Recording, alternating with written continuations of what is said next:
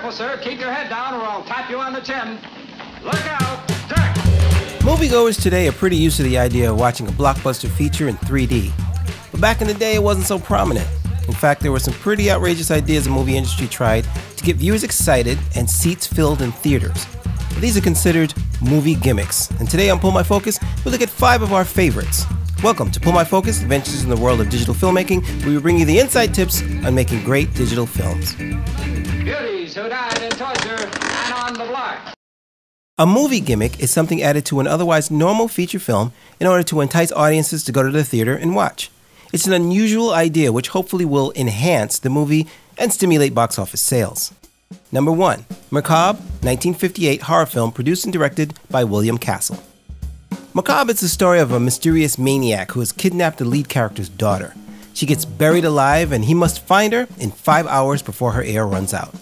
William Castle, known as the King of Gimmicks, pioneered many movie gimmicks including Emergo, where a skeleton was flown over the audience's seats, Percepto, where buzzers would tingle the backs of the theatergoers, and Illusiono, where each audience member was given a blue-red filter and they could choose whether they wanted to see the ghosts in the film or not. McCobb was the introduction of William Castle's first gimmick. Every ticket purchased included a $1,000 life insurance policy for the viewer in case he or she died of fright during the movie. Your attention, please. During every suspenseful moment of the running of the motion picture Macabre, the life of everyone in this theater will be insured by Lloyd's of London for $1,000 against death by fright. Yep. Now, this is roughly equivalent to about $8,600 in 2018. This did not include, however, people with pre-existing heart conditions or suicide. The stunt paid off, however, as the movie was a massive success, grossing $5 million back in the late 1950s, which is $43 million in 2018, and paved the way for other gimmicks from Castle. Number 2. Psycho, 1960 horror film produced and directed by Alfred Hitchcock. Everyone knows Alfred Hitchcock's famous thriller Psycho, starring Anthony Perkins and Janet Leigh. And if you don't, you probably at least know the shower scene. But did you know that part of the publicity for Psycho was that Hitchcock had a strict no late admission policy on the viewing of the movie? Now, this gimmick came at a time when casual entry into the middle of a movie was more or less a thing normal viewer-goers would do.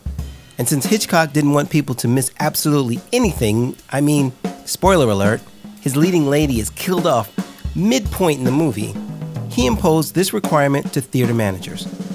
Now, initially, they complained, citing possible financial loss from missed ticket sales, but ultimately, the idea worked as people lined up around the block to get in to see Psycho, and it was a smash hit. Number 3. Wicked Wicked, 1973 horror film produced and directed by Richard L. Baer. Wicked Wicked is another horror film with a gimmick. This time, the exciting addition was Anamorphic dual vision. In other words, split screen. In 1973, producer-director Richard L. Baer came up with the idea to shoot a movie in anamorphic duovision, where part of the story is told on the left and the other part of the story is told on the right side of the screen. He even went the extra mile and recorded audio in stereo so that corresponding dialogue would come from the left or right speakers. Beside the plot being thin, the editing was said to be a nightmare, the acting and horror was considered more camp than scary. Critics were split on it. See what I did there? They were split. There was talk of a follow-up, Anamorphic dual vision, movie to be produced, but since Wicked Wicked was so poorly received, that idea eventually died. Number 4. $1 Million Mystery, 1987 comedy produced by Stephen F. Keston and directed by Richard Fleischer. Moving over to the comedy genre, we have $1 Million Mystery. It's an ensemble comedy film done in the spirit of the 1963 film, It's a Mad, Mad, Mad, Mad World. A group of people meet a dying man in a restaurant, and he gives them information about $4 million hidden in different locations. He dies, and hilarity ensues as they all race to find the treasure. Of course, every time they find $1 million, they immediately lose it. There's a monster list of comedians and comic actors in this movie, including Eddie Deason, Rick Overton, and, hey, Mr. Cunningham himself, Tom Bosley. This movie was a promotional tie-in to Glad brand garbage bags, and here's where the gimmick lies.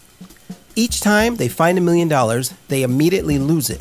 After losing the third million, the movie pretty much ends, but the viewer is informed by the characters that the final million is hidden somewhere in the USA, and by following the clues in specially marked Glad brand garbage bags, they have a chance to guess the location and win the $1 million. Did the gimmick work? Well, let's put it this way. The movie cost $10 million to make, but it only made $989,000 at the box office. Oh, and by the way, 30,000 people guessed the correct location of the money in the giveaway. So a 14-year-old girl was chosen from random from the winners. So, yeah, this one kinda tanked. Number 5, Clue, 1985 comedy produced by Deborah Hill and directed by Jonathan Lynn. Finally, one of my all-time favorite movies ever, the 1985 movie adaptation of the classic board game Cluedo, or simply known as Clue in North America. This is another ensemble mystery comedy. It's directed by Jonathan Lynn with script collaboration with John Landis of Animal House, The Blues Brothers, and Trading Places fame. This ensemble is incredible, starring Eileen Brennan, Tim Curry, Madeline Kahn, Christopher Lloyd, Michael McKean, Martin Mull, and Leslie Ann Warren. The plot is extremely basic, as it follows the theme of the board game where everyone is a suspect in the murder of Mr. Body. The gimmick of Clue was that the movie had 3 different endings. So you would go see Clue in your local movie theater and only get one of the 3 endings. Well, how do you see a different ending? You have to try a different theater. What could be better than having everyone see your movie 3 times? Well, the movie had a $15 million budget and it made $14.6 million. Critical response was low, only earning 50% scores across most critics, including Roger Ebert, who called the multiple endings, well, a gimmick. And Gene Siskel stating the movie not only needed multiple endings, but multiple middles too. Despite this, Clue has become a cult classic. And actually, the VHS and later DVD releases of the film includes all 3 endings shown one after another. This is, in my opinion, the best way to watch the movie Clue. Well, that's it for our list of 5 favorite movie theater gimmicks. Be sure to check out pullmyfocus.tv for all our other videos.